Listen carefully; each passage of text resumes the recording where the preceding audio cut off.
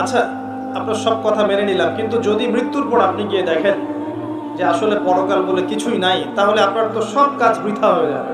দুনিয়াতে এত কষ্ট করছেন, কথা বুঝতে পারছেন না? দুনিয়াতে এত কষ্ট করছেন, নামাজ পড়ছেন, রোজা রাখছেন, হারাম খাচ্ছেন না, দুনিয়াকে এনজয় করছেন না। আমরা তো এনজয় করছি। আপনি যদি পরকালে গিয়ে দেখেন পরকাল বলে কিছু নাই, তাহলে কি হবে? তখন উনি বলছেন যে আমি যদি পরকালে গিয়ে দেখি যে পরকাল বলে কিছু নাই, সেটা ওই অবস্থার চেয়ে ভালো হবে তুমি পরকালে গিয়ে দেখলা সত্যি পরকাল বলে কিছু আছে। কথা বুঝেন নাই?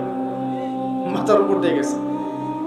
একজন নাস্তিক যদি পরকালে গিয়ে দেখে যে সত্যি পরকাল বলে কিছু আছে, কবরের আযাব আছে, জাহান্নাম আছে, আল্লাহ শাস্তি আছে, ওর অবস্থার চেয়ে তো এই অবস্থা ভালো যে গিয়ে দেখলাম আসলে কিছু নাই। কথা বুঝতে পারেন নাই?